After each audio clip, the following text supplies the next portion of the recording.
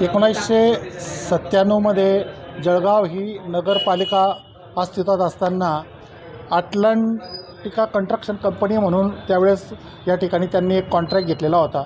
Contract घेतल्यानंतर त्यांनी सुमारे 10 कोटीहून अधिकची रक्कम मोबिलेशन ॲडव्हान्स म्हणून घेतलेली होती.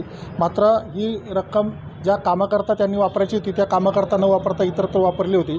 बँक गॅरंटीसुद्धा त्यांनी त्यावेळेस दिलेली नव्हती. आणि हे सर्व काम करत असताना त्यांच्याकडे महापालिकेचे सुमारे आज रोजी त्यावेळेस 4,79,00,000 रुपये थकबाकी होते. आजही आमचं जे लेखाशाखेत जे रजिस्टर आहे त्या वरती 4,79,00,000 रुपये त्यांच्याकडे बाकी येणे दिसत आहेत. आणि म्हणून 4,79,00,000 रुपये 2000पासून तर आजपर्यंत सरळ व्याजाप्रमाणे या 9% जर आपण पैसे आकारले तर सुमारे ते 41 कोटीहून अधिकची रक्कम होते. आणि इतकी मोठी रक्कम ही त्या कंपनीकडे येणे बाकी आहेत. आणि म्हणून या कंपनीने जी महानगरपालिकेची फसवणूक केली, महानगरपालिकेनेच म्हणजे जनतेची फसवणूक आहे.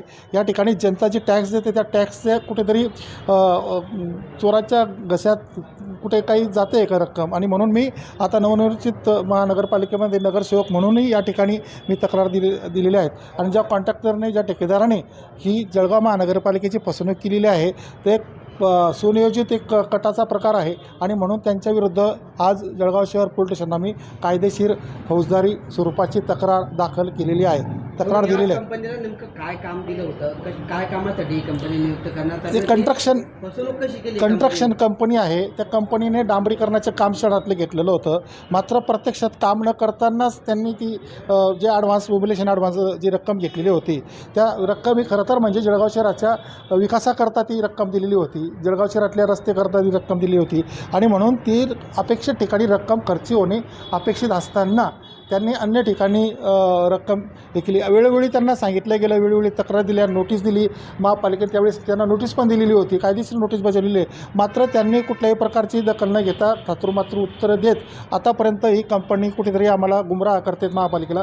आणि आज हा जो आकडा आहे हा कोट्यवधीच्या स्वरूपात आकडा केलेला आहे. आपण पाहतो की जळगाव शहरामध्ये अनेक प्रश्न, अनेक समस्या आहेत. आणि या समस्या सोडायच्या असेल तर पैशांची आवश्यकता आहे. आणि म्हणून जनतेचा हक्काचा पैसा या कंपनीने लुबाडलेला आहे, त्या कंपनीने दाबून ठेवलेला आहे. आणि त्या कंपनीकडून हा पैसा मागणी करण्यासाठी या विषयात त्यांची मी या ठिकाणी फौजदारी तक्रार दाखल केली आहे.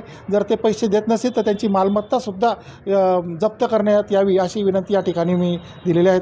आणि पोलीस निश्चितपणे या सर्व गुन्हेगारी कटाचा शोध घेऊन संबंधितांवर योग्य कारवाई करतील अशी अपेक्षा आहे. किती कोटीची नेमकी फसवणूक आहे? म्हणजे खरं म्हणजे 4,89,00,000 रुपयाची त्यावेळची रक्कम होती. आणि RBIच्या नियमानुसार सरळ व्याजाप्रमाणे 9% आज जी रक्कम होती आहे तर ती होते 41,35,00,000. 20 वर्ष झाले, 24 वर्ष झाले आतापर्यंत निदर्शनास आले नाही बाकीच्या नगरसेवकांचे किंवा ऐकते लोकांचे. तुमच्या कसं काय लक्षात आलं? नाही म्हणजे खरं म्हणजे परिस्थिती आपल्याला माहिती आहे.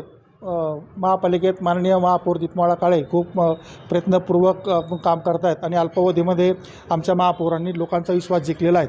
मात्र अधिक प्रमाणात लोकांचं कामं व्हावे याकरता पैसा आवश्यक आहे.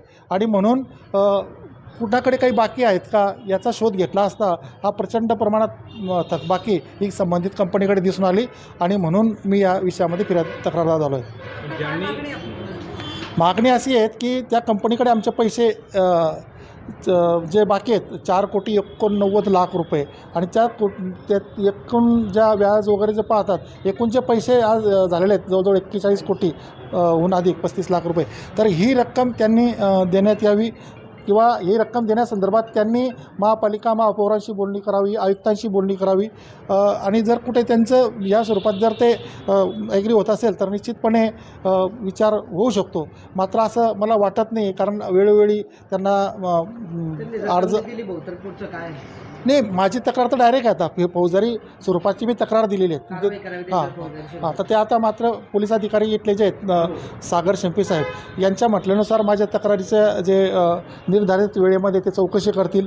त्या चौकशीमध्ये काही तथ्य काय आहेत, मी मुळात त्यांना बरेच कागद दिलेले आहेत, तथ्य असलेले कागद दिलेले आहेत. मात्र ऑफिशियल कागद त्यांना महापालिकेतून जप्त करायचे घ्यायचे आणि त्यांची ऑफिशियल कायदेशीर पूर्तता करून त्यानंतरची ती भूमिका होणार आहेत. खरं म्हणजे हा गुन्हा खूप मोठा आहे आणि आता म्हणजे हा गुन्हा AOWकडे जाईल का असा एक प्रश्न आहे. तो अधिकार हा पोलिसांचा आहे. त्यांच्या अधिकाराप्रमाणे ते योग्य वापर करून या विषयामध्ये लक्ष घालतील. या प्रकरणामध्ये गिरीश भाऊ लक्ष घालतील. या प्रकरणामध्ये माननीय नामदार गिरीश भाऊ महाजन यांचंही लक्ष आहे. यामध्ये पालकमंत्री महोदय यांचंही आहेत, माननीय राजूमामा भोळे जे आहेत, या सर्वांचं या विषयात लक्ष घातलेलं आहे. आमच्या नेत्यांच्या निदर्शनामध्ये ही गोष्ट जेव्हा आणून दिली त्यावेळेस त्यांनाही धक्का बसला की इतकी मोठी रक्कम आपली त्यांच्याकडे बाकी आहेत. त्यामुळे नेत्यांचं पण या संबंधी सूचना आहेत की आपण महापालिकेचा पैसा जो आहे तो जनतेचा पैसा आहे आणि तो जनतेचा पैशाचा परत आणण्यासाठी आपली भूमिका आहे.